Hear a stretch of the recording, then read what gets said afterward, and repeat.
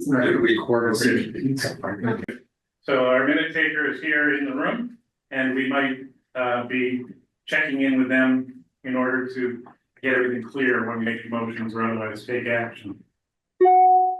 Okay, we're gonna open the floor to public comment for any items that are not on the agenda. Are there any members of the public here or online who would like to speak on a matter? Hearing any, we will move to agenda item 3, minutes of the September 18th board meeting, which are in your packet. Mr. Chair, I move approval of minutes with any edits or corrections. Jeff is moving and Andy is seconding approval of the minutes with any corrections. We'll now open it up for discussion and or corrections.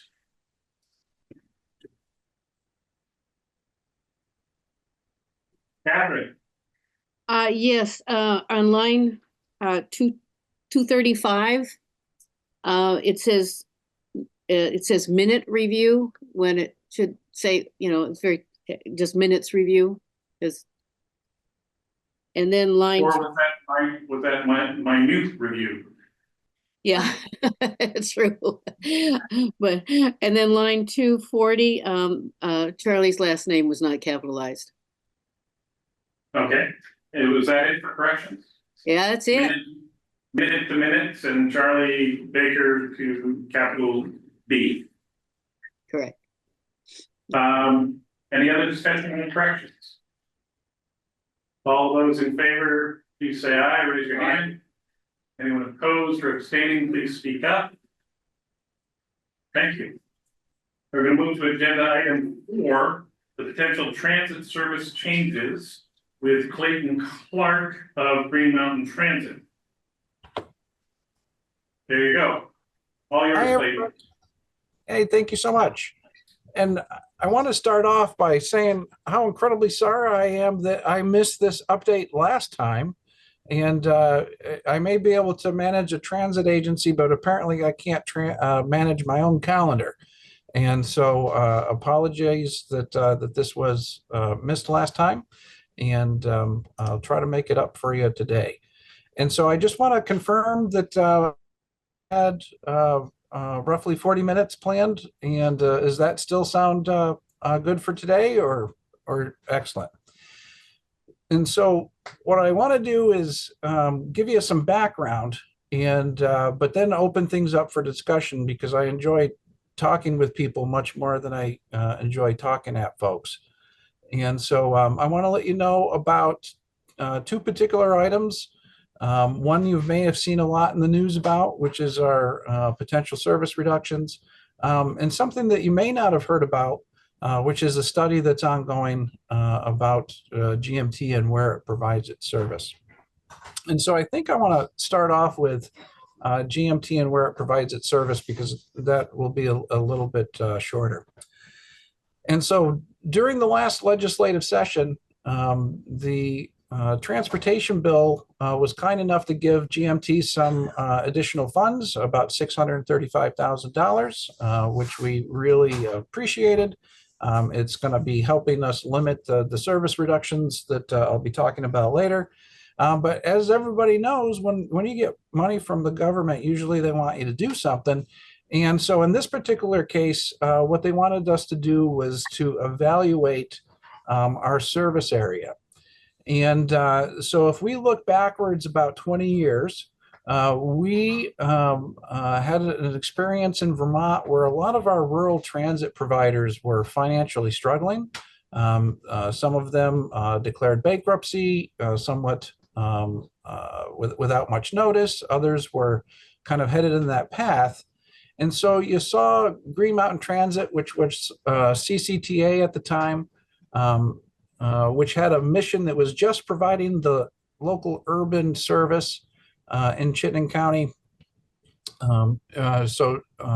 CCTA was asked to expand into rural areas to make sure that transit would continue to happen where these other transit providers had failed. And so that occurred, and there was a process of about 10 years where we absorbed rural service, and that was codified by the legislature in 2012. The good news is that rural transit in Vermont is much healthier than it has been, than it was at that time. And things have kind of reversed, where now GMT is the one who is looking at some fiscal uncertainty. And so the legislature said, you know what, let's go back to visit this time, or to visit this decision, to see if it makes sense for GMT to continue to be somewhat of a unicorn. And so what I mean by that is that outside of California, there's only one other transit agency that we've been able to identify that has both an urban and rural mission. And so the Federal Transit Administration, it funds urban and rural transit separately in separate programs. The funding between these programs can't be mixed. And what this means is that GMT really is kind of like two separate transit agencies that shares a common leadership team. So over the summer, there was a study that was done to see whether or not it would make economic sense for us to transfer our rural service to the rural providers that are doing much more healthily. And what the conclusion was is that if there was a transfer, that likely the same level of service would be able to be offered at a cost savings. So what that means is that we know that VTrans, who is looking at their own fiscal cliff, is very interested in having GMT kind of go back to its urban roots. I can tell you that our board at GMT is still chewing on this. One of the big things that they're worried about, of course, is making sure that our employees are not going to suffer the consequences of a transfer, that there would not be layoffs or lower pay for these folks. And so what I wanted to let you know is that this is still very much a work in progress. It's still very much something where a decision hasn't been made, but there is the possibility that within the next couple of years that you would see Green Mountain Transit return to its urban mission.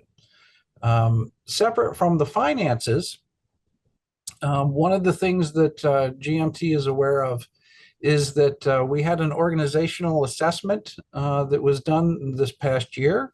And what it identified is that really we're not staffed to do both missions. And in fact, GMT over the past dozen years has seen a 38% reduction in our administrative staff, i.e. those are the people that aren't driving a bus, fixing a bus, scheduling a bus. And so essentially, you know, the management. And that 38% reduction overall just means that, you know, number one, we're kind of a unicorn, as I said, and we're a unicorn that is really, you know, stretched too thin for both missions. And so I think that there's a good chance that we'll see some movement there in this upcoming session in the coming years. And so before diving into the dismal economics of service reductions, I wanted to see if anybody had any questions about the potential service transfers. Oh, I see some hands. I'll let the chair facilitate. You mentioned the VTrans fiscal cliff. What were you referring to there? What I'm referring to is that VTrans's public transit section, like many organizations, has a future fiscal cliff where their COVID relief funds are going to be exhausted, and they're going to have to consider some type of belt tightening because of their own fiscal realities. And when I switch into talking about our service reductions, you'll hear about GMT's fiscal cliff. And Clayton, I had a question. You'll be going into where the finances are strained between urban and the rural. Will you, in your presentation as we continue? Well, what I can tell you is that, and I had a hard time hearing your question, but I think that you are asking if both our rural and urban are financially strained. It was, Yeah. okay. And so what I can tell you is that our rural operation does have its own separate fiscal cliff. It's a little further out. And I can tell you this past year, we actually operated with a profit, which is, that's not what we aim for. And so our rural transit is actually economically more healthy right now than our urban transit. Okay, and we'll be hearing about the urban's difficulties. Okay, Catherine, go ahead.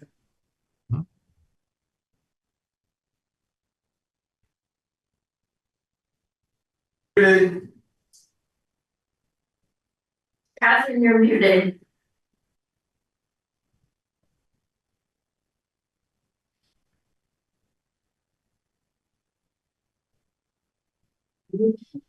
Yeah.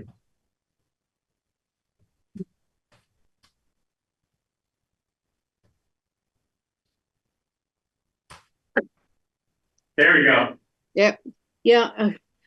I hit it and then it go back the other way. So I think we were trying to hit both at the same time. Mr. Clark came to Jericho at our last select board meeting, but it's interesting you talk about, the rural doing better.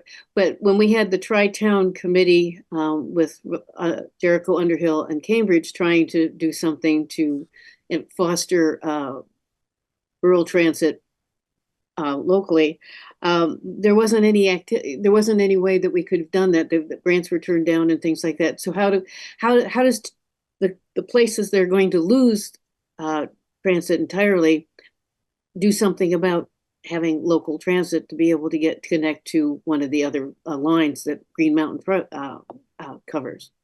Sure. Well, I'm going to give you a preview of some of the service reductions talk and let you know that this morning the GMT Board of Commissioners did vote to eliminate the Jeffersonville commuter that connects those towns that along Route 15, Cambridge, Underhill, Jericho, coming all the way down to the Burlington Transit Center. One of the things that's kind of odd is that, and I'm not sure anybody could be in, Underhill or Cambridge and say that, that feels very urban. But because of its proximity to our urban service, it ends up being in the urban portfolio. And what I can tell you is that both VTrans and Rural Community Transit, which is an adjacent rural provider that operates in Morrisville, did take a look to see whether or not it would make sense to continue the bus service along that route if GMT were to stop providing it. They came to similar conclusions as GMT as far as the cost effectiveness of that route. One of the things that that when you look at the economics of the route, it costs GMT about $63 per rider to offer that service. And so that's what led us to decide that it was going to be too expensive to operate. And then also RCT and VTrans assessments were that it would be too expensive to operate alternative bus system. So what VTrans is doing that I'm extremely happy with, and is that beginning on Thursday, VTrans employees are going to be riding the Jeffersonville commuter, introducing themselves to all of the people that get on, making sure that they know that the service is going to be eliminated. And then more importantly, talking to them about alternatives, public transit options to busing.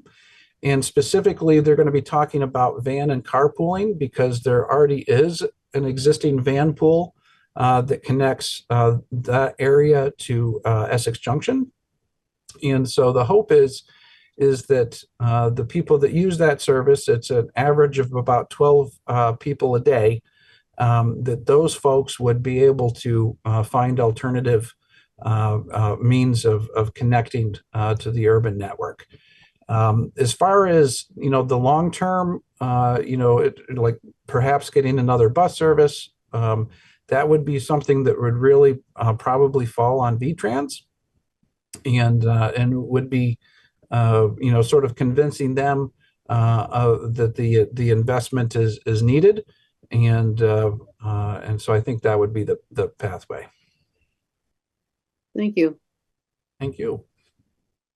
Are there any other questions on the preparatory front before we let Clayton dive into the details? Mhm. All yours again, Clayton. Okay, and so let's talk about our urban fiscal situation, because it's not as rosy as our rural one is. And so the situation that GMT finds itself is that our costs, like so many other industries since the pandemic, have been rising on the chart at a very steep rate. Our revenues, have also been rising, but, at a slower rate. And what that means is that even though we get more funding each year, there has been a growing gap between our income and our costs. Now, we've been able to operate our full complement of service because one of the few good things that sort of came out of the pandemic was that municipalities like GMT received a considerable amount of federal financial assistance. And so these one-time funds were what allowed us to continue operating a full complement of service. It also allowed VTrans to designate a lesser amount of state funds for us. So it helped other transit providers by us having those funds. But the problem with that is, like all one-time funds, even when it's a lot, they always run out. And so the situation that we have is that our funds are going to be exhausted within the next year. And that means that we have to start planning now for how to live within our budget. We did go to the legislature this past session. We told them about our situation. And what we heard from them is that, there's a lot of organizations that do really worthy work in the state of Vermont that are also looking at these fiscal cliffs, and the state is not going to be able to support all of them. And so what we heard pretty loud and clear from the legislature was that they wanted us to try to live within our means. So living within our means, unfortunately, means that we're going to have to cut service. As I mentioned earlier, we've had a 38% reduction in administrative staff, so it's not like we can find a whole lot of savings outside of service. And so looking at our fiscal year 26, which will begin July 1st of 2025, we have about a little over a $2 million funding gap. And so we know that we're going to need to reduce our costs by about $2 million, and mostly there in service. And so in August, our staff at GMT provided our board with a potential service reduction list that would provide up to $3 million worth of savings if enacted. We wanted to make sure that the board had some options and choices, which is why we provided them with more savings than we are projected to need at this point. So the good news is that even though we have a plan that would potentially reduce service by $3 million, we're only going to need to implement reductions in about $2 million. And since putting this plan together, GMT as a municipality with open meeting requirements, that initiated a public meeting process where we've had 9 public meetings where we've gotten input on the service reductions, and we're going to continue to meet with communities as we look to fill this gap. When you look at our reduction plan, it comes in 3 phases. The first phase of reductions are those ones that we thought were going to be the most hard to defend. It was the service that was going to be the most costly per rider, and that tended to be, as you heard before, the Jeffersonville commuter. That also ended up being a lot of our Saturday service because we have lower ridership on Saturdays. And we also have higher costs on Saturdays because about half of our work hours on Saturdays are folks that are working overtime, including forced overtime, which means that we pay at a double rate. And so that first phase would go in effect on December 2nd. This morning, the GMT board approved that, which, as I mentioned, includes the Jeffersonville commuter reduction. It includes reductions in frequency on the number 6 connecting Shelburne to Downtown Transit Center, again, just for Saturdays. The number 7 connecting the new North End to the Downtown Transit Center. It constrains the span of the day with some of our routes ending earlier. But the other big elimination was the elimination of Saturday service on the number 10. And so the number 10 is what connects the town of Essex to Williston. And it's been one of our most lower ridership routes since its inception. And so that's the first phase. And like I said, that's already sort of was settled this morning with the cuts going into effect on December 2nd. The next phase of the reductions would happen in February or March. And these would focus on the commuter lines. And so what we are planning on doing is consolidating the St. Albans link with the Milton commuter. Right now, the St. Albans link travels down I-89 to the Burlington Transit Center.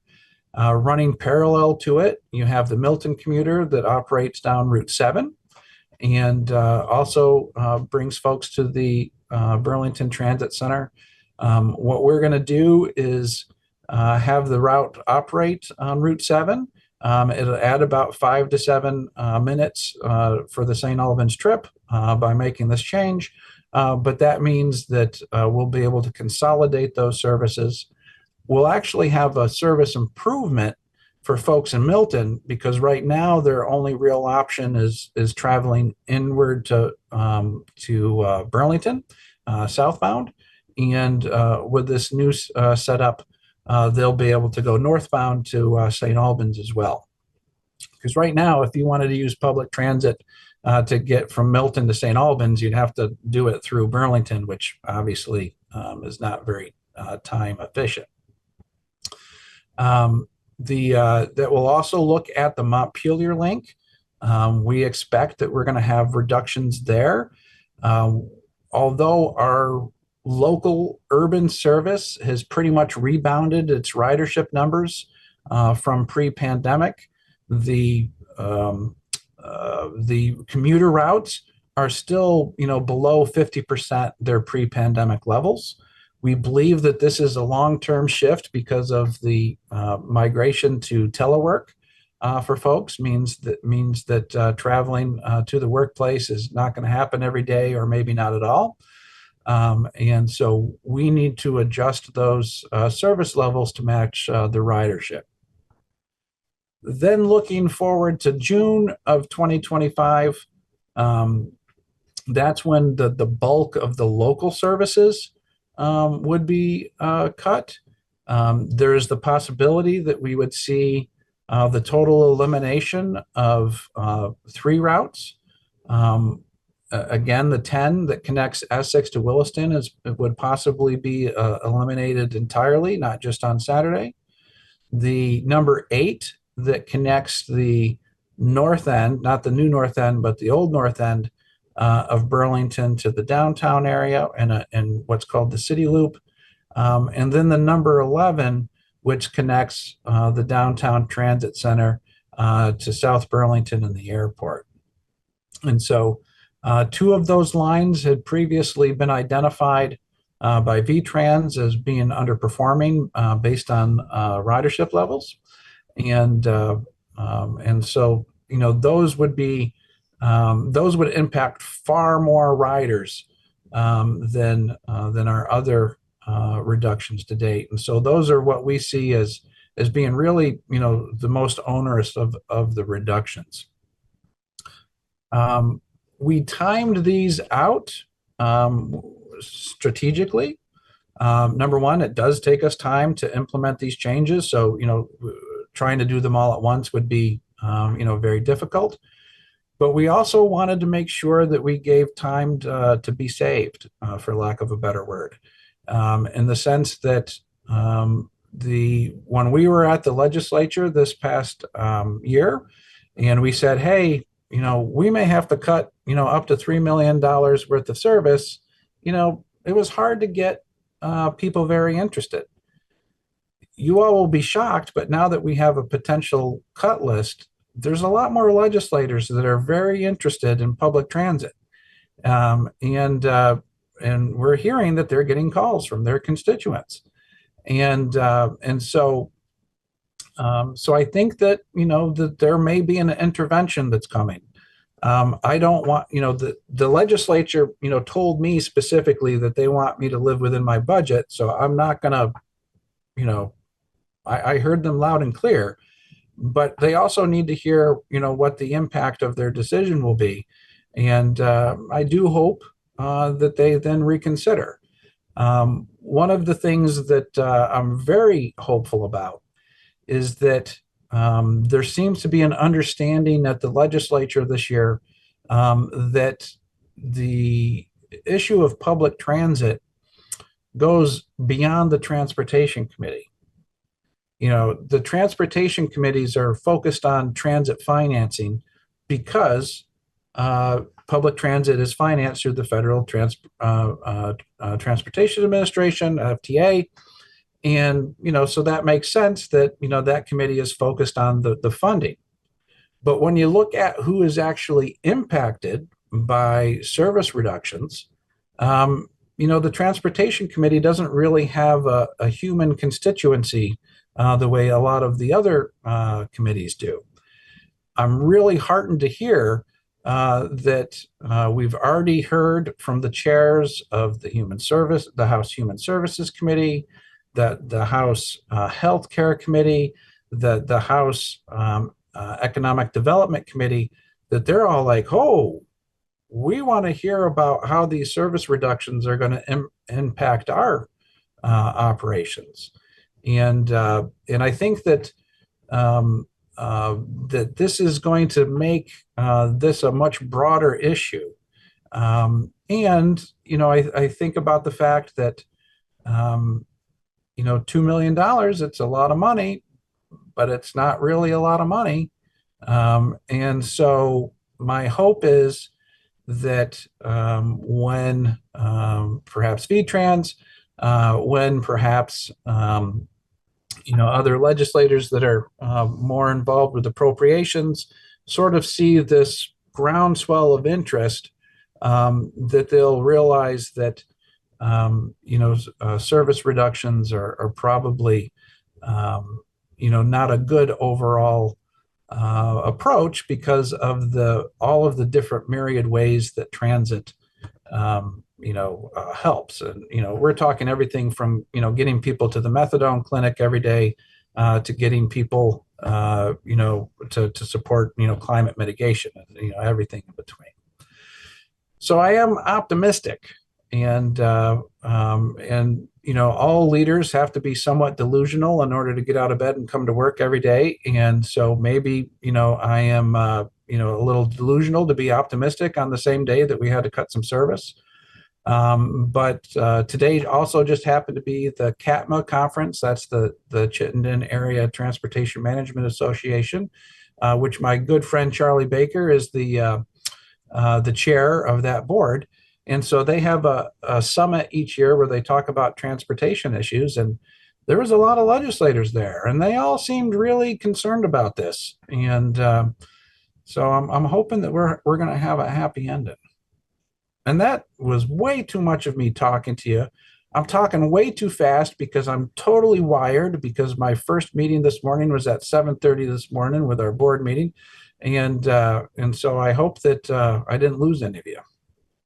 We're And Bart gonna. Hill raised his hand, one of my favorite There people. you go. Go ahead, Bart. Hey, it's good to see you again virtually. I'm sorry I can't be there myself in person. I have a 7 o'clock budget meeting here in Richmond. We'll have to leave pretty shortly. I had two comments. One, if maybe for the not thoroughly initiated, explain why the more background about the rural versus urban funding and why one is better off than the other one based on presumably funding and or cost. And the other thing I'd say, I can't remember, Charlie, if we put this on our list for the legislative breakfast, but it should seem to at least go on the tentative list. I think we did, but I just want to confirm that as an agenda item or a possible agenda item. Thank you, Bart. You know, I think that the reason why rural is doing a little bit better is that it actually has a larger variety of funding streams, including Medicaid. Now, I can tell you, you and I both know, Bart, that Medicaid never fully pays for anything.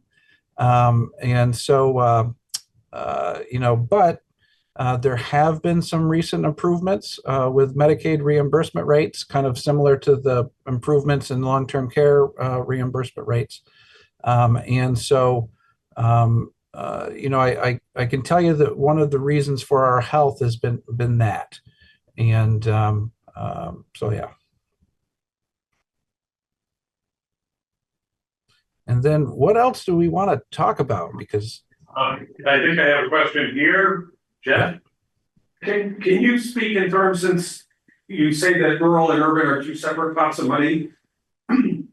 How much the $2 million service reduction comes out of which pot of funds? And how much the $3 million comes out of which pot of funds? And then of the $2 million and the $3 million, then how much of the total budgets for each one of those two sources of funds that totals? absolutely. So the service reductions are only happening in urban.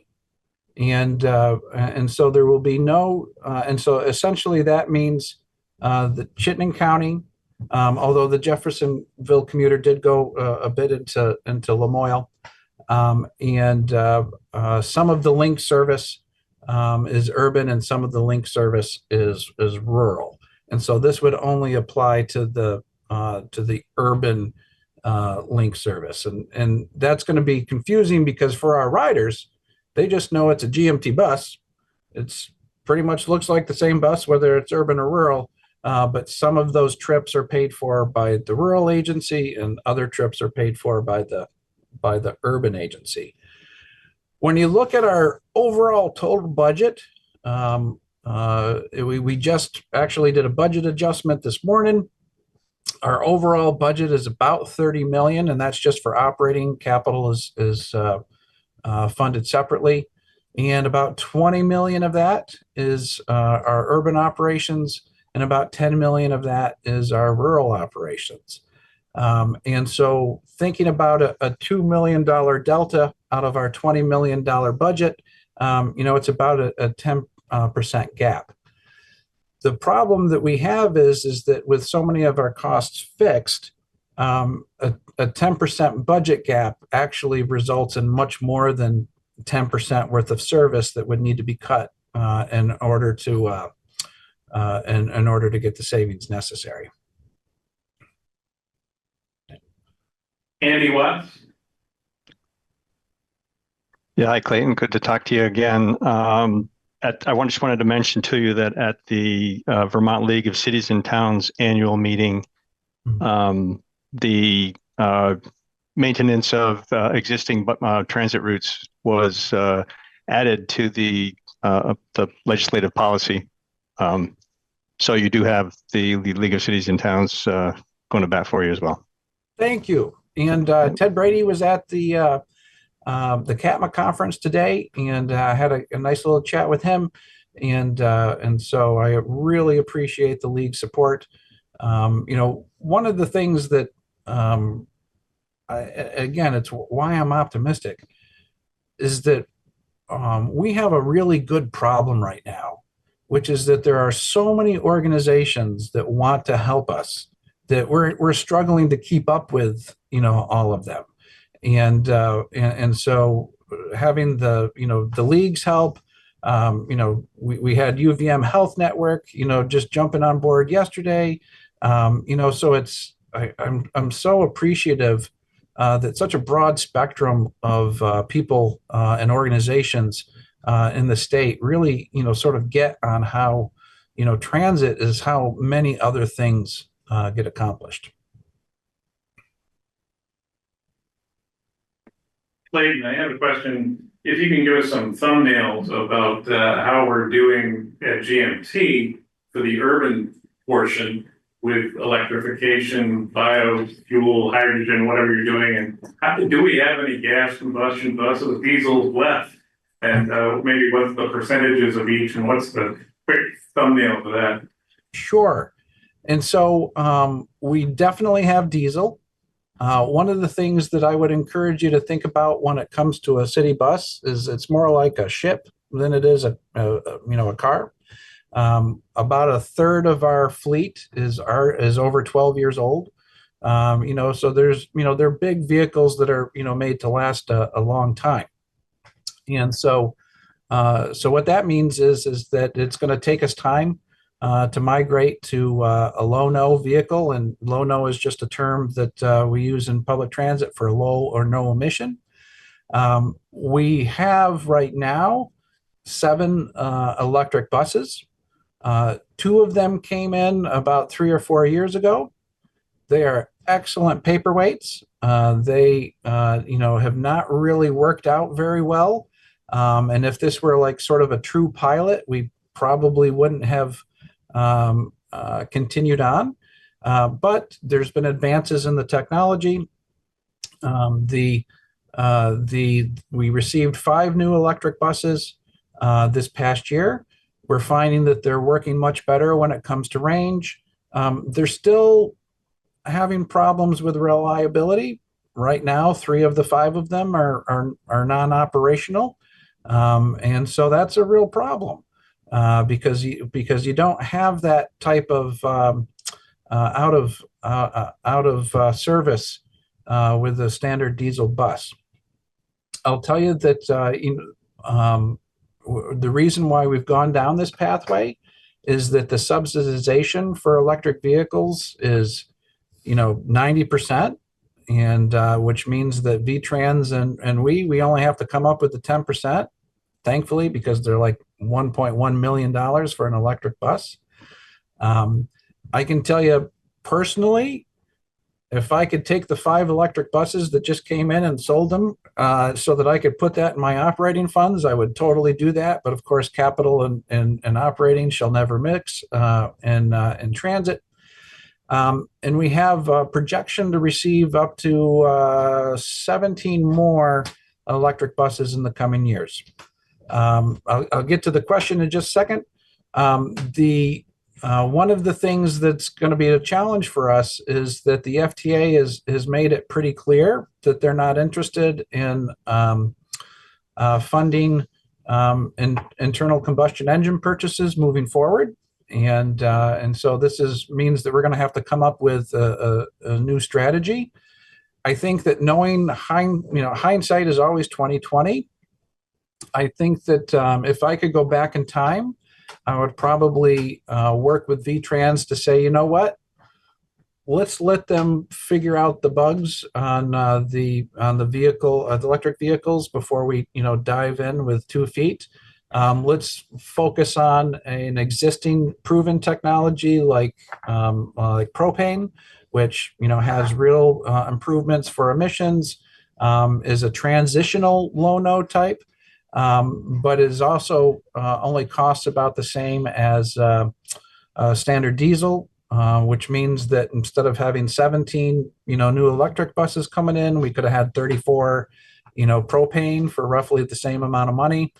And so I think that one of the things that we're going to have to be doing is taking a look at migrating to propane instead of having all of our eggs in the electric basket. And I mentioned that we have 7 electric vehicles, and our urban fleet is about 70. So right now it's about 10%. And the follow-up question? So the follow-up question leads into from the type of vehicles where you're operating. The labor costs, again, for urban, approximately what percentage is labor as in staff and the drivers as opposed to equipment and expenses overhead? Yeah. Well, most of the equipment is going to be in our capital budget outside of the operating budget. And so I can tell you that when you look at our operating budget, the personnel costs are, the vast majority of that. And I don't have that figure off the top of my head, but I know that it's well over half. And one of the things that we've seen is that I'm sure you all have heard that CDL drivers are in high demand. What's also in high demand are, especially in Vermont, are heavy-duty diesel mechanics. There's not a whole lot of truck, stops where that would attract heavy-duty diesel mechanics. And so what that has meant is that our labor costs have really skyrocketed the past 4 years because of that labor scarcity. Let's get Garrett. Sorry, excuse me, had to unmute. I understand the teething pains of electric vehicles. I'm wondering if there's any exploration of hybrid, particularly because constant speed diesel with generators, and you know what I'm talking about, those are very efficient. Yep. And so I know that their hybrid has been an option. I think that that they are not one of the favorite options by FTA at this point, but we would also definitely want to explore that before our next grant application, which will be in April. And it's the FTA does for capital each year.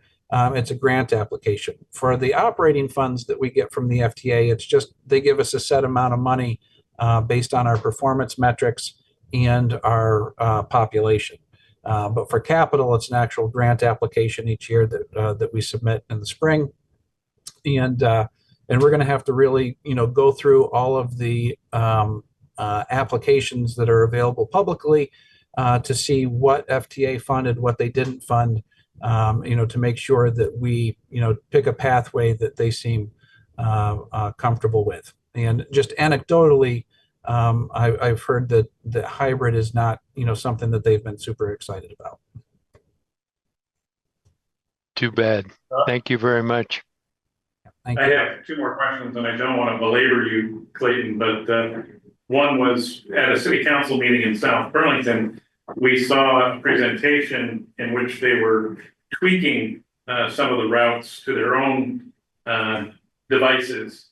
Have you seen South Burlington's proposal, and what's your off-the-cuff feel for that, where they're trying to connect, I think, the number 6 to the number 11 by having it run down Dorset Street for whatever purpose and utility that might have shown, in order to perhaps save the number 6 in the long run. And I'm sure a number of towns have these schematics where you give them a map and they pull out their Sharpie and go at it. Yes. Any thoughts on that one? Well, first off, I love their enthusiasm.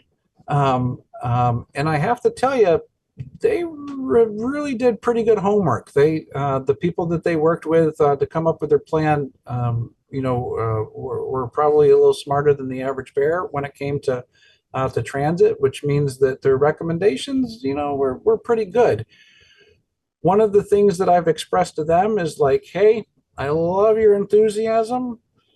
It's going to be really hard for me to talk about expanding and adding to your service at a time when, we're hoping to retain service. But what I think there may be an opportunity is that even if we're successful at the legislature with getting additional funds, we don't have to go through the as many of the service reductions as as we were worried about. We do know that VTrans is still looking at us saying, hey, the number 11 is underperforming. And so that is going to require us to do some modifications of it. And I think that certainly one of the potentials would be, figuring out a way to connect the Dorset Street part of South Burlington with the Route 7 corridor of South Burlington. I can tell you that probably when we look at our potential ridership, the real key to us is making sure that the new housing along Market Street gets bus service right now, because right now there's only service at the very ends of Market Street, and the housing that was put in there would be very much folks that we would expect to be transit users, because that's going to be student housing. That's going to be housing that's going to be perfect for going along that transit corridor.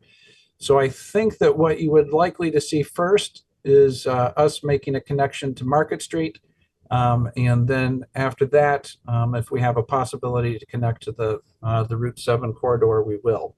I should also add that one of the things that I've been sort of struggling with, because my background is in human services, that's how I know BARD. And one of the things that I worry about is that, there's certain routes that may not be super, economically efficient from a transit perspective. But, let's take a look at the number 11. All right. The cost per rider is much higher than it is for our other urban routes. It's also the only bus that goes by the methadone clinic. So it's like, at what point do we have to make decisions that, this may not be economically sound service, but that's okay, because it's doing other things that are very important to our community. Thank you, Clayton. And certainly that number 11 is an example of, if you're talking about multimodality from the airport to the downtown transit center and even the train downtown, those would seem to be important things you wouldn't want to clip to have a connection between those two major modal services. Absolutely, the methadone clinic's another issue. But the final question I have is community assessment, the funding that you get from community assessment, where you charge towns a certain amount. I'm not entirely familiar with that. I'm not on your board. But is that a drop in the bucket compared to your operating revenues otherwise, or is that significant? That is significant.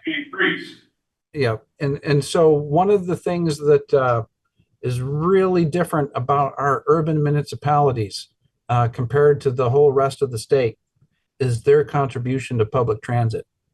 So to give you an idea, outside of Chittenden County, all municipalities in the state of Vermont contribute about $900,000 towards public transit. So that's all of our, 200 some odd, towns outside of Chittenden County contribute 900,000. Burlington contributes 1.9 million. So the 45,000 residents of Burlington, contribute 1.9 million, where the rest of the state, contributes 900,000.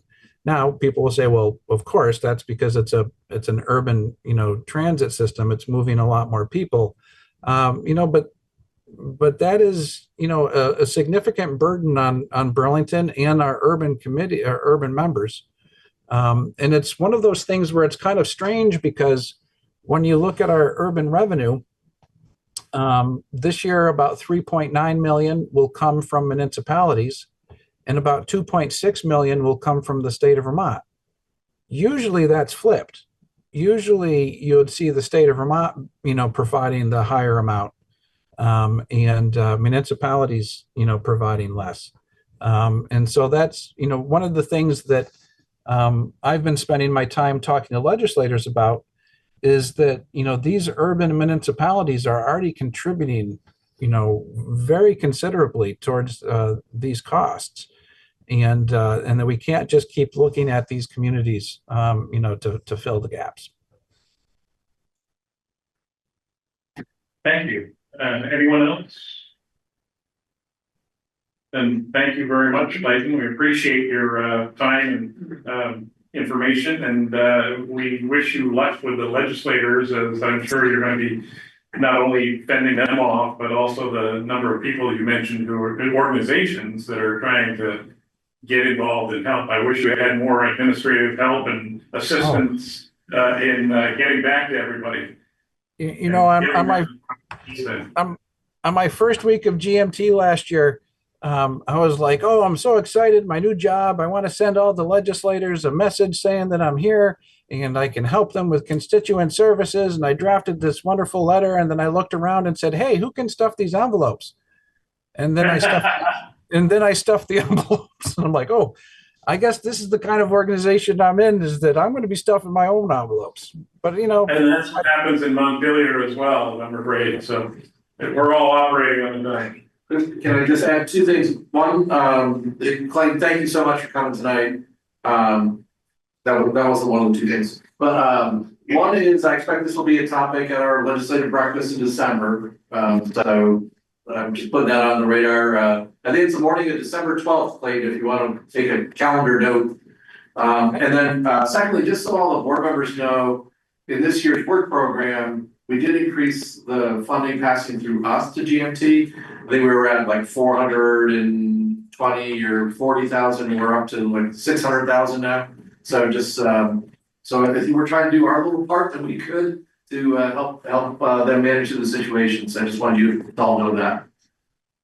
Thank you so much, Charlie. And let me tell you, so the increased funding is going to allow us to go from one planner to 3.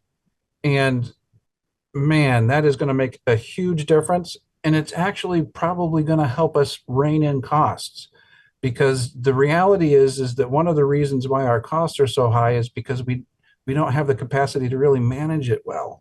And so, Charlie, thank you so much for your staff working to support us with that. And the board, yeah, thank you. And for those that are in the room, Chris Damiani, who I'm not sure your title now, but the transit planner for GMT is in the room here with us. Oh, Chris. Yes. Thank you, Chris. So just a quick introduction, Chris Damiani, Director of Planning at GMT.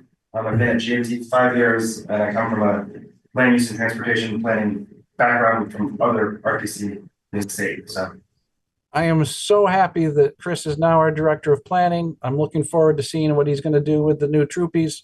And, Chris, if I had known you were there, I would have given all these hard questions to you to answer, because you'd do it better than me.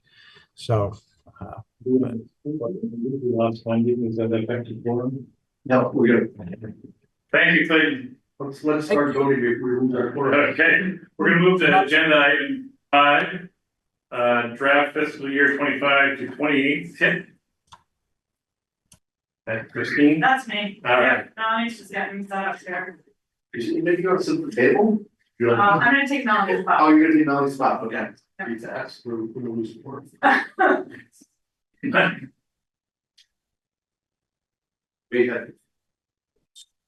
We had 4 extra.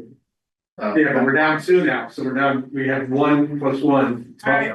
Okay, We need this one item break. we don't want to not be able to vote. Yeah. To warrant a public hearing for our TIP, so. Maybe we can have a session on TIP 101 before a board meeting or something like that. Would you like to warn the public hearing first? I would do that. Mr. Chair, I move we warn a public hearing on the FY25-28 TIP for 6 P.M. November 20th, 2024. A second. Thank you, Andy. So Jeff and Andy. We're going to warn a public hearing for the draft fiscal year 25-28 TIP for 6 P.M. on November 20th, 2024. Any discussion on that? All those in favor, please say aye. Raise your hand. Aye. Aye. I, Anyone opposed or abstaining, please speak up. Thank you. This is an FP. NPO action on. All right, now I can just leave, right? Tell us what we did. Okay, so, I'm just gonna, and hopefully if people at home, I don't know if anybody can see people at home, but give me a thumbs down. If you can't hear me, I'll try to talk, loudly. But I'm just gonna talk for about 10 minutes or so about what the TIP is, just so that we have a little bit of background on this, to prepare for the public hearing. Some may notice that we normally do this in July. It's now not July anymore, it's October. So we're doing some changes to the process for V-Trans and making some updates. So we're tweaking it. Maybe things will be a little bit different next year, we'll see. So this is federal fiscal years 2025 to 2028, beginning October 1st, 2024, going through September 30th, 2028. Okay. Just to sort of ground this in our planning process, the TIP really comes well into the planning process that starts with our visions and our goals, leading down to planning studies, quarter studies where we define issues a little bit better, scoping studies where we're looking at location specific solutions, and then to the funding, the TIP, the STIP, there's a state transportation improvement program also called the STIP and capital program, so that is the funding phase of it. Putting it wrong there. So basically what the TIP just is a list of projects. If you look through it in your packet, you'll notice it's a list of projects. They are fiscally constrained, and that means that there is actual money behind all of the projects. Everything that's listed in the TIP has funding available or should have funding available to implement it. It has to cover 4 years, it has to be updated every 4 years, and it authorizes the obligation of federal funds. Obligation just means that it's a formal process where Federal Highway promises to pay the money for the projects, to reimburse V-Trans in this case for the federally eligible for the projects. And it's projects on the TIP, they just have to be there in the result of a planning process with V-Trans and the MPO with GMT. They have to be ready to move forward. They have to be ready to spend the money. It's not a place for projects that are still in planning. So projects that are ready for design, they have to have funding, we already said, and they have to be in the transportation capital program. So most of the projects, almost all of the projects, could probably say all the projects are implemented through V-Trans. They have to be part of V-Trans program in order to move forward. 3 sections in the TIP. There's an introduction that has a description of what it is. We now talk about transportation performance measures in the TIP, how the funding will help advance the performance goals that the MPO and the state have. There's an adoption resolution, a glossary. Section 2 is the list of projects, which we're most interested in. Section 3 are just some tables and charts that allow us to look at the funding in some different ways. Page 1 of the TIP, for those who have been around a while, you might notice that it looks a little bit different. What we have now is projects broken down by phase, PE or preliminary engineering, right-of-way construction. Other is generally scoping or the GMT projects. We put it in that line, other, and the total. This is because Federal Highway and mainly it's because Federal Highway likes it this way. So we have made that update. Projects organized alphabetically by town, alphabetically by project name. There's a number, a CCRPC number, that's just our home reference. There's a V-Trans number, it's pretty small, sorry for the people in the room. And then this might have, if the location is not clear in the title, there might be some other location. Mainly, we're interested in the numbers in these 4 years. These are the federal funds in each of the federal fiscal years by phase. These 3 columns are the total column. That's the only column in the TIP that includes the match. That's got federal, state, and local match. And then the next 2 columns, the obligated through FY23, is how much was obligated to the project as of September 30th, 2023, the end of the last federal fiscal year. It's a little bit wonky here, but the federal fiscal year 24 numbers, we don't know yet what's been obligated there. We know what was in the federal fiscal year 24 TIP. But when you look at those 2 numbers together, those will be the amount that has been spent previously on the project. The last 3 columns, there's a use category. There are 9 use categories that we use to be able to make charts and tables. Federal funding source, which are FHWA and FTA. I like to see that there's a percentage of federal, state, and local funds. Remarks, if there's anything that we want to say about it, that's there, and the V-Trans project manager. There are some comments in the center section. This one says supposed to be obligated in FY24. That just means this project should be fully funded as of September 30th, 2020. We expect it to be finished. If they need extra money, we may need to do a TIP amendment to add a little bit more, but that's what that means. We also identified the circle alternative projects for those who are still following. So, oops.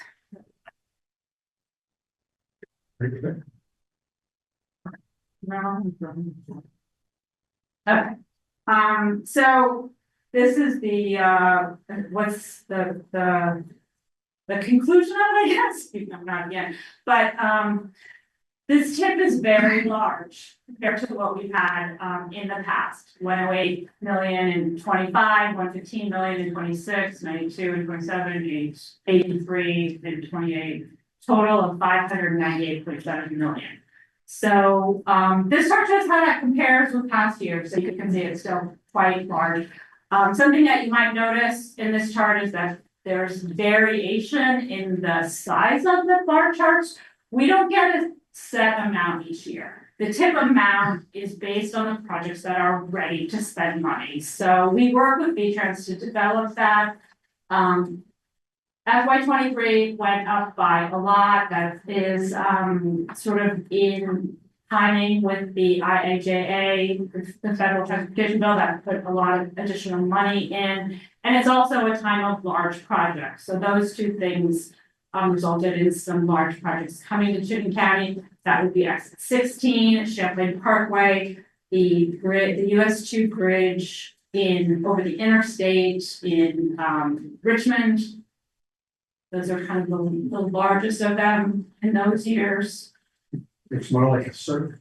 But just this chart, which is busy and maybe helpful, but as I was thinking about it, just listed the biggest projects in the 4 years of this TIP, just to give an idea of why it's so large. So, and also interesting, the check marks talk about grants. So there's about $80 million in grant funding in this TIP, which is good and interesting. But the largest project by far is the Main Street Municipal Bridge at 58 million. And then the two other grants that Burlington got for the work around Cherry Street and around the old mall, they got 34 million for that. And then completing Champlain Parkway. And you can see the rest of the list, just some additional large projects, quite a few large projects. What's the east one? What is the east one?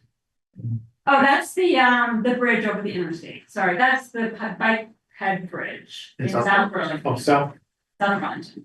The other one, Heinsberg Road. no, over at exit 14. Exit 14.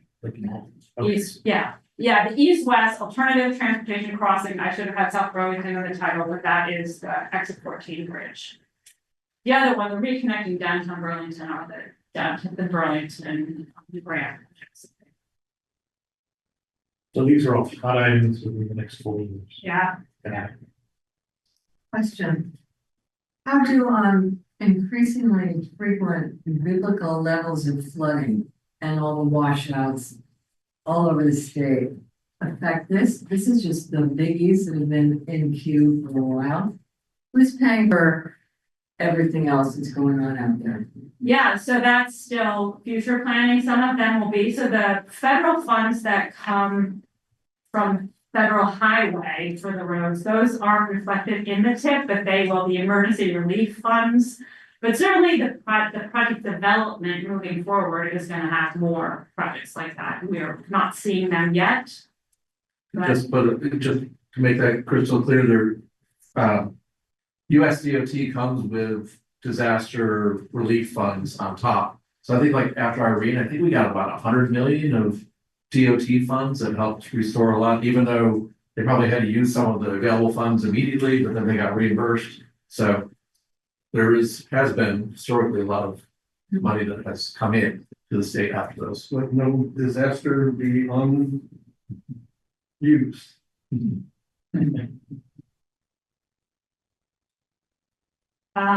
So I have several slides. I'm not gonna really go through these.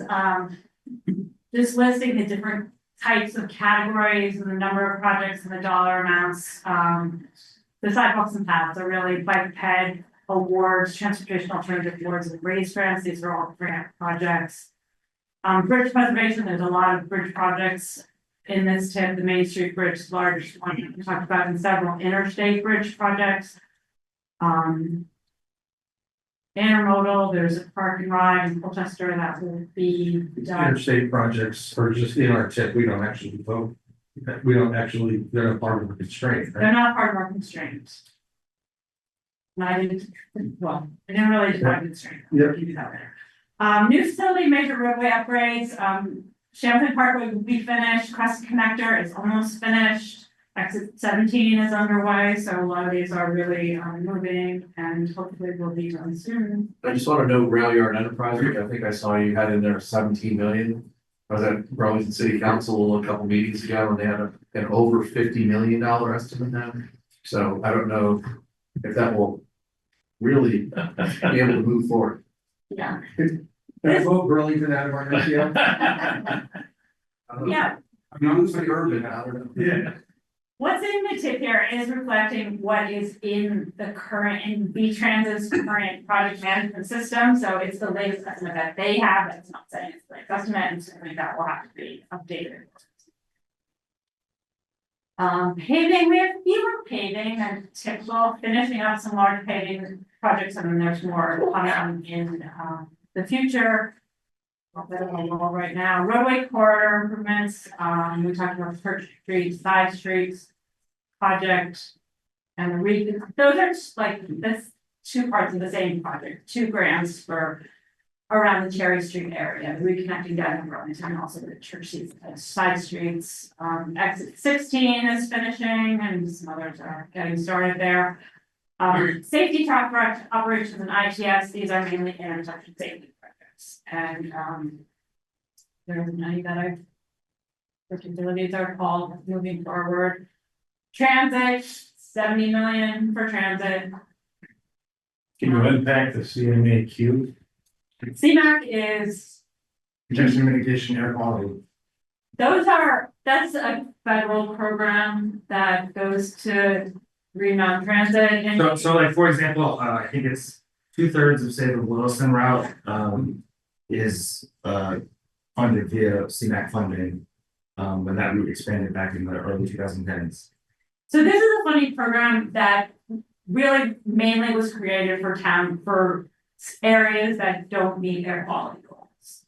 And there are restrictions to how the money can be used in areas that don't have clean air. Because we meet the federal air quality goals, there's a lot of flexibility for how that money is spent.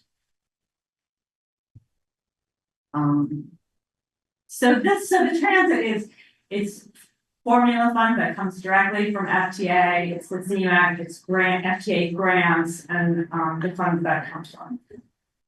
V-Trans would be listed in that program. And then stormwater environmental, the last category, these are grant programs that the state has to do stormwater work. This chart shows the breakdown by category. The largest, I've done it before, is the culvert, followed by the new facility major upgrades to finish up those big projects. Transit is third, and then the remaining follow after that. This is not a characteristic of the funding in this area. Typically paving is by far, this chart is the last 10 years of funding.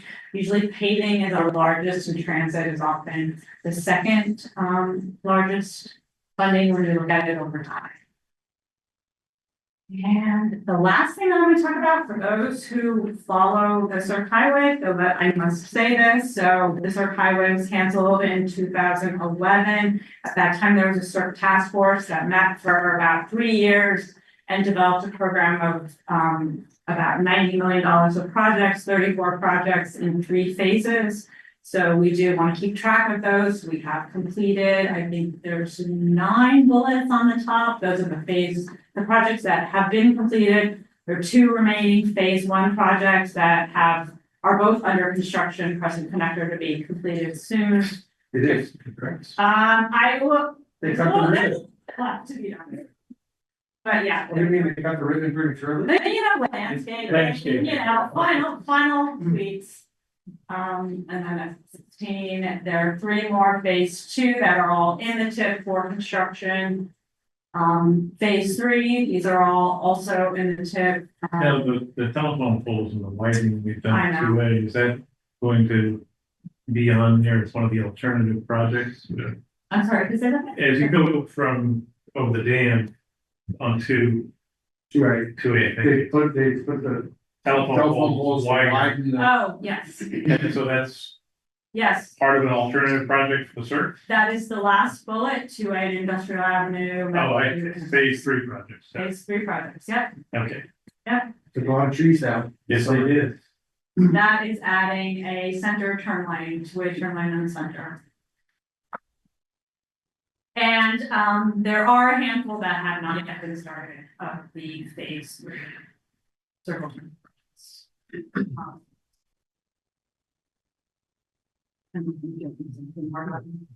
Speak up.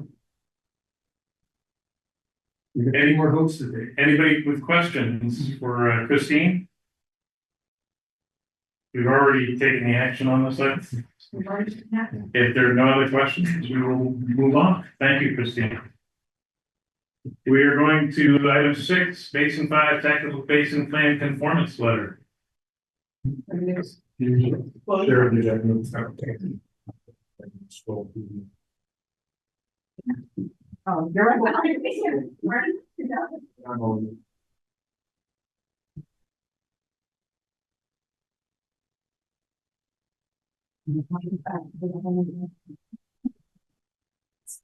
Read here. You couldn't hear you.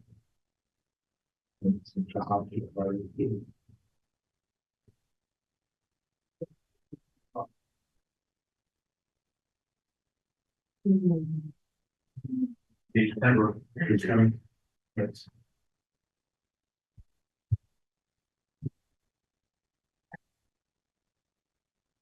I got it. And I'm sure it's the right board package. Like, that looks familiar, but not this month. I want to move ahead too fast. What's the item I number? What I'm going on. I just pulled it from the website. It is 6. That's the memo and then the other data one too. I don't worry about the numbers, go away. Document.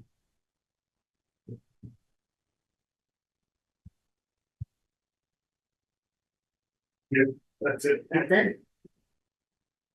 Thanks.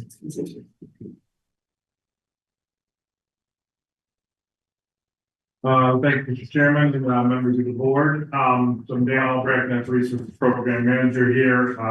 Just go walk through quickly. This is a process we've done a couple of times for different basin plans. So since FY16 roughly, we've received funding from the state for, as you've been, excuse me, for, too many budgets on the brain. For greater involvement in the development and review of tactical basin plans.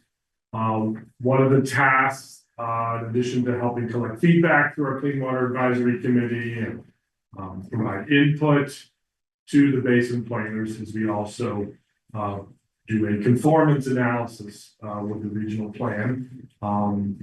So we do an analysis and formal recommendation on conformance with the goals and objectives of the regional plan, of the applicable regional plans. We help to review the plans for prioritization of projects. So this is a template we've used for other basins. We have, again, just to refresh, we have 3 basins in Chittenden County. This is Basin 5, Northern Lake Champlain direct drainages, which is basically another way of saying it's not the Winooski and it's not the Lamoille, which are our other 2 basins. Basin 7 is the Lamoille River, Basin 8 is the Winooski River. So these plans are updated every 5 years. So we're pretty much doing one of these types of letters probably every other year as the plans come up for review. The document here is the September 2024 draft, which is currently out for public comment.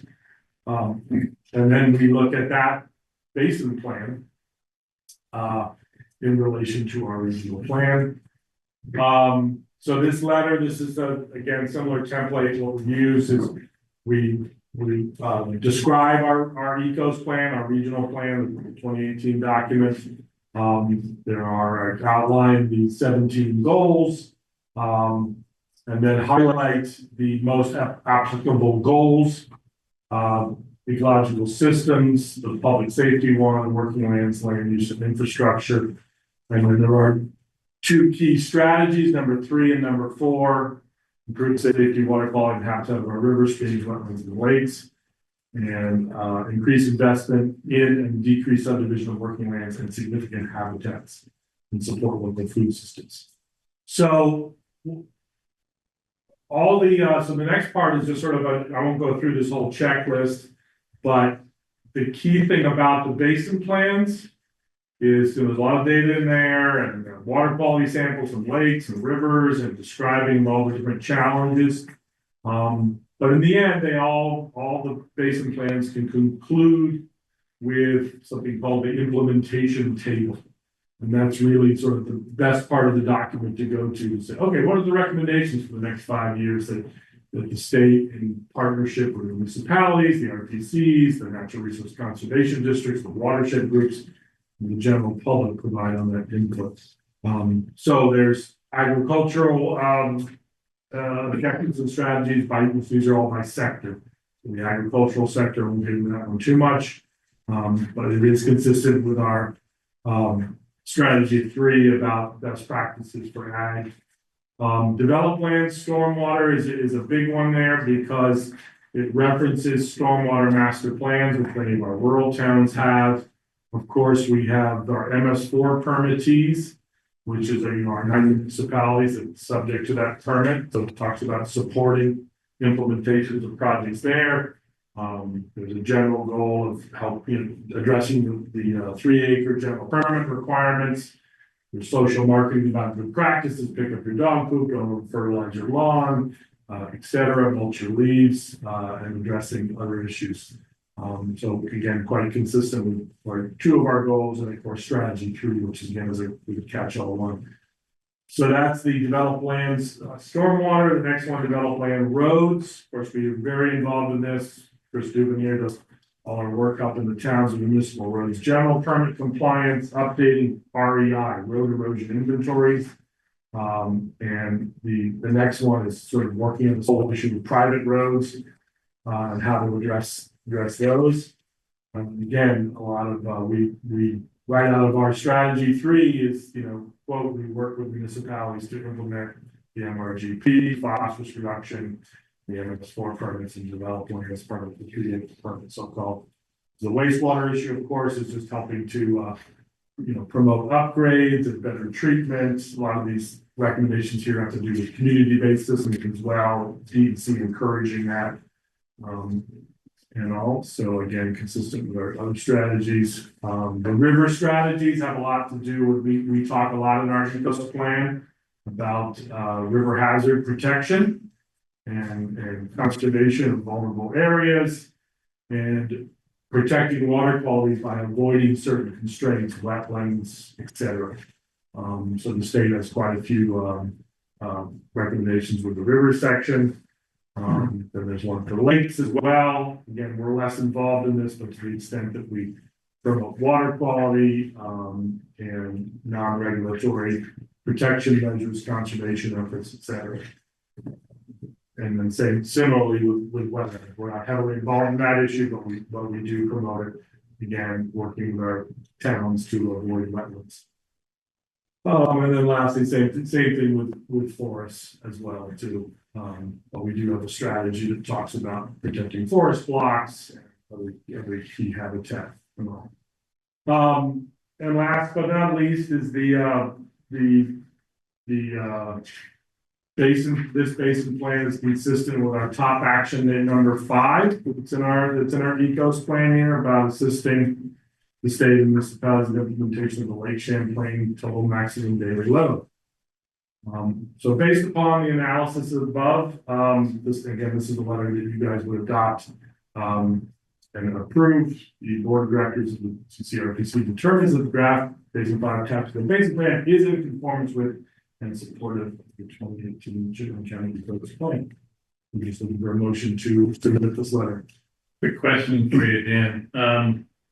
Paragraph 2 in the letter, and I'm just doing copy editing. Are we secure with the pronoun for Karen Bates as him on lines 2 for Karen and line 3 for him? Thank you. That was a boilerplate thing because the other planner for the private basic plan. So thanks. I will fix that. Yes. Okay. Yeah. No, that's great. Yeah. And then in the second to last paragraph on that first page, you mentioned major portions of following counties and small portions of following counties. And of course, in South Burlington, right by Field Slighted, I don't see South Burlington in there, and I think of the Bartlett Brook. Yes. Am I mistaken? Shelburne isn't in there either for that. Yeah, I say it's well correct. Could we make some additions in that? Did we miss anybody else who might be in the room or online? I'm Charlotte was in there before Shelburne. Winooski. I'll make those corrections in the letter. Did I hear Winooski? I heard Winooski. I said Winooski, yeah. Morehouse Brook and the Winooski River. Well, that's the Winooski drainage, not the Basin 5. Oh, okay. How about Huntington and Buell's Gore are not Basin 5? Yeah, a little bit. All right, I'll work on that section there. I'll fix it. Yeah, thank you. Don't forget Michael Ryan's spigot in his backyard because that's a direct link to. It's right there. Okay. Wonderful. And then a final question in your natural resource protection and restoration table with the wetlands, it talks about supporting reclassification to class 1. Is there ever initiatives to go from class 1 to class 2 or class 2 to class 3? Has there ever been ways to decertify class 3 wetlands? Or is that even an issue at all? I haven't seen it come up to be recommended. I do know that through field verification, that could potentially happen. I know that I see all the clean fill needed, wanted signs that tend to take care of the class 3 stuff on their own, but that might have been 30, 40, 50 years ago. But maybe even a few class 2s that got reclassified that way. But I just wondered if there was a more formal process other than you're saying site visit. The chair's sarcasm is noted.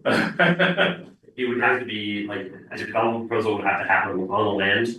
And then as a part of that proposal, the wetlands would be redelineated. The permit was issued within 5 years, so that could bring something from a 2 down to a 3 conceivably. And I said final, but it was only penultimate. I wanted to also ask, how does this jive with our developing ECOS plan? Are there going to be any major deviations or points of contact that we hadn't considered or that we might be considering in the future? You have better sense. I think we're keep the plan staying pretty consistent. Yeah, in this area. I don't think this conformance letter impacts ECOS in terms of the goals and actions we have in that current draft. Thank you. I'll get to Benjamin's question. Go ahead, Benjamin. Yeah, thank you very much. Good catch on the Karen item. I also wondered about that, but also I'm looking at the under agriculture, and it's page I believe 13 of the 28 in the packet, but under I believe it's developed lands dash stormwater. The first bullet, it says identity priority. Does it mean identify priority stormwater management projects? Yes, it does. Thank you. All right, thank you. Other thoughts, questions? Mr. Chair, I recommend that I move that the staff make the suggestions, edits, and convey the regional plan performance letter to the where's it going to? Department of Land. DEC. To the secretary. I'll second. Secretary of the Department of Environmental Conservation. Thank you. So we have a motion from Jeff, a second from Garrett, on approving the plan with the additions and corrections. And as I may revise my remarks, yes, it does. Any further discussion? All those in favor, please say aye or raise your hand. Aye. Aye. Anyone opposed or abstaining, please speak up. Thank you. Thanks. Thank you again. We had to have our fun with it. Absolutely. We're gonna move on to hopefully our last action item of the agenda, item 7, fiscal year 26 dues and do nots. Yeah, I will address this topic. Forrest, if you don't know, is having some shoulder surgery last week, so we hopefully we'll be back next week. But in the meantime, here we are. Everyone gets promoted to TV when they I don't think we'll be throwing anytime real soon. This is every October, for those of you newer to the board, we discuss whether we want to increase municipal dues or not. You can see in this memo, several years ago, we did, and actually though, for quite a number of years after we merged, we held dues pretty flat. The last few years, we've been trying to do smaller incremental increases that were lower than what was going on with inflation. But just kind of recognizing our costs are going up, and we wanted to at least get a little bit of more incremental dues. The staff recommended 2.5% to the executive committee. The executive committee discussed this at the last meeting. We've also recommending a 2.5% increase. We kept all the background in here so you can kind of see the index that is based on, it's actually a 4.9%. And we also include a table that has 0%, just so you can see. And that table is always interesting to look at because you can kind of see how the grand list in your town increased or maybe not increased as much as other towns. So happy to take any questions on that and turn it back to you, Mr. Chair. Thank you. Everybody clear on that? If you want to go to table 3 and see how your grand list improved or did not improve. I'm sorry, was that the one? There's Garrett. Okay, Garrett? I have to make the traditional Buell score objection to how much ours have gone up. That's all. And I'm sorry, I didn't quite register what the objection was. Yeah, I think he's trying to be funny. Okay. And not succeeding, obviously. I just didn't hear it that well, I'm sorry. And just for the record, with 2.5% increase, Buell's Gore's dues stay consistent at $40, 0% increase. Mr. Chair, I move we approve the executive committee recommendation. Second. All right, so Jeff makes a motion. With the proposal to double Buell's Gore's. Oh. I'm gonna strike that as facetious, but I'm gonna accept your original motion with Andy's second before counter. Any further discussion? All right, all those in favor, please say aye, raise your hand. Aye. Anyone opposed or abstaining, please speak up. Garrett, here's your chance. All right. It is passed, thank you. We're gonna move on, and if Forrest is getting treated, then we're gonna ask you to give us the draft fiscal year 24 financials. Yeah, so in your packet, it's page 22 of your packet. There's a memo from Forrest, kind of reviewing our financials. So this is a little bit of a preview. Next month, you'll see the actual audit. We should have a draft audit at this meeting next month. But we wanted to kind of give you a sense of where we think we ended up at the end of the last fiscal year. Sorry, I don't know who's sharing. I'm in the memo. Okay. That precedes that page. So just, you know, he kind of reviews on the balance sheet. You can kind of see where we are and what we have in some of our accounts. So we're over $1 million in our accounts right now. Assets to liabilities. Our assets are about 1.5 times our liabilities at this point. And by the end of the fiscal year, we've always fully used all of our dues, which is what that deferred income communities line match means. That's your dues. And our revenues to expenses, and this is unaudited, but we have revenues in excess of expenses of about 84,000. That won't be the bottom line in the audit because they'll factor in pension and lease kind of paper liabilities, I'll call them. And so it'll be less, but this is more of a true where we ended up. As far as we know right now, the auditor also often finds sometimes some adjustments here or there, so it may be a little bit different. And I think that's kind of the bottom line. Just a note on the cash flow. You know, we are over $1 million in our accounts right now. Forbes kind of notes on page 23 that we do have 300,000 of unearned cash in our accounts, and we have a couple of grants or situations where they fronted us the money, and so we don't book it. We're still on an accrual accounting system, so but it's in our accounts, but it's not earned yet. And also, you know, we are still seeking to get over $600,000 in reserve just to really protect the towns and have about 3 months of operating in the bank. We're only, you know, maybe a little bit close to 2 months of reserve in the bank now in that reserve account. So just to kind of put a little note out there that we have not quite got to our target for our reserve account yet. So happy to take any questions or feedback. I wanted you to have a sense there's more tables that follow that memo that we can dive into if you want, if you have a question. But thank you, Chair. Back to you. Anyone in the room? Anyone on the line? No comments or questions?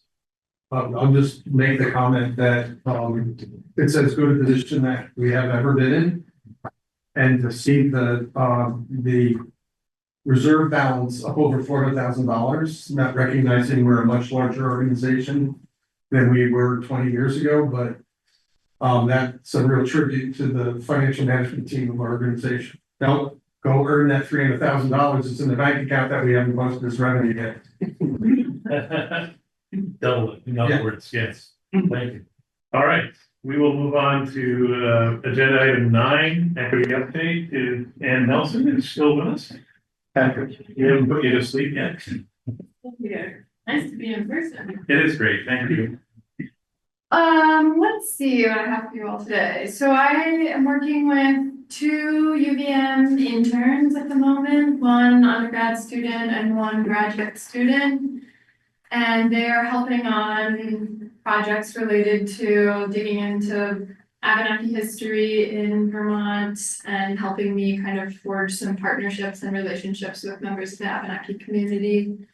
Especially as we move into the future land use mapping project and the ecos plan update kind of finalization. They're also helping us build out like an equity related toolkit and resource database. So kind of compiling resources that the staff find useful in their work so that we can eventually share that out with municipalities and other partners. digging into some research to inform our public participation plan update and focusing in and prioritizing our stipend policy update. So researching what other municipalities and state governments are doing across the country as far as community compensation for engagement. Let's see, so the last equity advisory committee meeting at the end of, what month are we in? Thank you. At the end of September, Marshall L. Laney came and gave a really awesome training and overview of the UPWP process to inform EAC members of how that works every year. They have stated that it's a priority for them to kind of start to get involved in that process or learn more about that process, which is great. So at this month's meeting, along with also having Clayton Clark from GMT come talk about the proposed reductions, they will also review the UPWP application to just keep digging into that process. What else? Working with land use staff to think about developing a public engagement plan for the future land use mapping update project and really thinking about how we're going to analyze and assess environmental benefits and burdens, which is a requirement of Act 181. So working on that. And some code of conduct implementation pieces, so some staff training and workshops and annual eval updates. And then the last thing I'll share is working with a couple other CCRPC staff on putting together a presentation for the upcoming NECAPA conference, which is in a couple weeks, which is the Northern New England American Planning Association conference that's happening in Stowe. Yeah. Any questions or thoughts? What I'm looking for, hopefully an example or where EAC or some part of the process where I'm hung up on the Act 181 stuff, where meaningful participation in the PPP update and that sort of thing. Have we got a project that excites the committee? You know, that they can get, have we got an example yet? Or is it, you know, like some sidewalks? I think of my own town where, you know, I see people walking in the road, or I see in Williston them walking in the road, and then 2 years later we have a sidewalk there, and it's suddenly like, thank God, you know, for access for people who are using public transportation but can't get it to there because of lack of sidewalks or something. Similarly, what is meaningful participation going to look like? So if there was some sort of example that would strike out that I could hold in my brain, some visual, I don't know if you have anything there. For what meaningful participation looks like? Yes. Good question. It depends on the project. The EAC is really excited about getting involved in the public participation plan update. That's kind of, you know, bulk of what they want to do with the organization. So I think they will be involved in defining what that's going to look like for CCRPC moving forward, but I think it depends on the project and the impacts that it's going to have in the communities and which communities it will impact mostly. But an example is the Ecos Regional Plan update. They were pretty excited about supporting engagement for that. And so this past spring, many of them acted as community liaisons to help organize focus groups and attend events and push information out. And I feel like that was kind of our pilot project for them acting as liaisons, with the hope that moving forward, they'll be able to do so for more CCRPC projects. Well, that sounds good. So the regional plan becomes a better pilot and project focus for that meaningful participation. Of course, I'm immediately jumping to the detail level of nail heads and shingles and going, well, talk to me about with nail heads and shingles, and we don't have that yet. It's really what it comes down to. From that bigger picture regional plan, we will get meaningful action to go to that meaningful participation. I think I'm leaping ahead trying to get that. Are you asking specifically about Act 181 and how we're going to do meaningful participation in each municipality? Not necessarily, because, you know, it may be different for each municipality. Obviously, you're gonna customize it, but I'm just looking for an example of, the rubber meeting the road, where, you know, a sense of accomplishment is happening. And, from what I'm hearing, it's the regional plan at the moment as it comes together. Right. I think what we did in the spring is a pretty good first step and a pretty good use of EEC members as those community liaisons. It was pretty successful, and we'll inform the public participation plan in terms of how we put that together as well. So it's laying the groundwork for meaningful participation in that regard. Cool. Yeah, I think it's that's an example of meaningful participation, projects like that, but the public participation plan will really get into some more nitty gritty about what it. Yeah, my whole mindset is part to whole, so I'm, Yeah. you guys are whole apart. Yeah. Because my brain doesn't work that way, but thank you. I appreciate you. Any other comments or questions for Ann Nelson? Okay, thank you very much. Appreciate it. We will look forward to more. We're gonna go back to Charlie in a second. I do report Charlie and I were at the October 7th South Burlington City Council meeting, and he did his presentation, the third one of the night, I think. So he's out there doing incredible, you know, back select board meetings in order to keep them informed and deliver his report on our performance over the last year or so. So thank you for that, and I'll let you go on about your matters. Yeah, thanks, Chris. And thank you to all the board members that have accompanied me on those visits. I really appreciate it. Sorry, I don't know, I'm mostly looking at Andy. That was a long one. That was a long, well, our part wasn't that long. No, our part was not. It's the waiting that's long.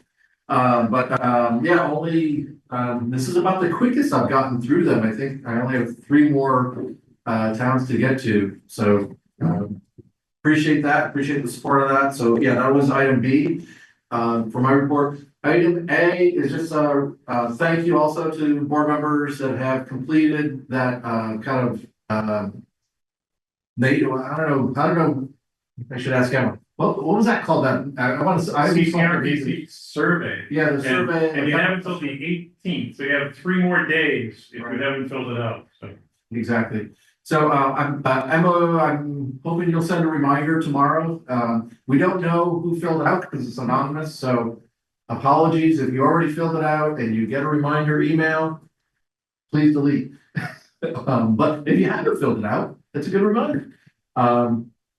So that is happening. Housing issues, just to let you know, we're having the Building Homes Together press conference that we usually do every October on the 28th of October in Colchester. So thanks to Colchester for hosting us. And then the only other thing, well, next meeting date, there is a lot on the November agenda, November 20th. So just a heads up, November 16th. Is it November 16th? It says here, next meeting is Wednesday, November 16th. Okay, what's the real date? And it says on the back, November 20th. Yeah. So On the front, we it says, have on to the leave front, the it says 20th. 16th. I think that was a little holdover typo from last month. That's the back, the page 2 is. Yeah, the back of the agenda is accurate. Or page 2 if you did. Yeah, page 2, yeah. But just a heads up, we have the audit coming, legislative breakfast to talk about. We have to have the hearing and adopt the TIP that you just talked about. Probably looking at some draft bylaws. We have an update for the town approval process document that we use. And then Michael, I think hopefully we'll really get to talk about regional dispatch. So we could have Jesse and Steve from South Burlington come to talk about that. And we might even get to the board code of conduct as a draft to look at that. But so that could be a lot. Well, that's because we have the legislative breakfast in December, so we won't be able to do anything until January. So That's right. it's Yeah. the way it goes. That's right. And yeah, it's a good reminder. Thank Jeff, is that we don't, have a regular meeting in December, but we do have the legislative breakfast, and you can see that's scheduled for the morning of December 12th. Maybe chocolate cake for dessert. For breakfast, Yeah, for the cafe, next meeting. oh, that's maybe, yeah. Yeah, and I guess that's a good question. Yeah, any feedback on how the hybrid experience worked for those of you online? Were you able to hear everybody okay? It worked very well. Actually, the camera movement to the folks in the local, at RPC improved as it went on.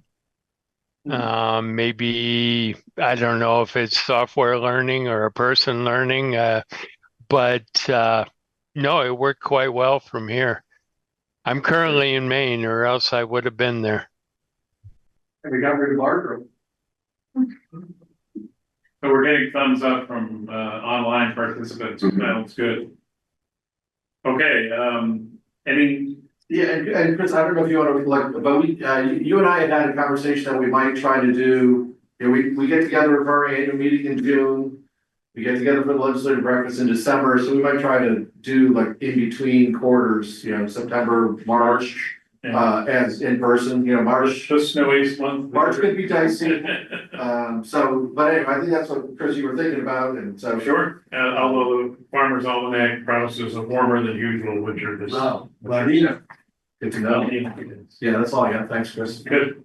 Any members have items they want to push forward? We're gonna try to get to Michael's next month rather, on the regional dispatch. So we hope there'll be sufficient time to hear that out. Any other items? Chair, move your adjourn. Okay, your committee liaison activities and reports are in your packet or linked on the website. And motion to adjourn from Jeff, seconded by Andy. All those in favor, please say aye, or at home, hit the leave button. Anyone abstaining or opposed, please stick around and tell us why in triplicate.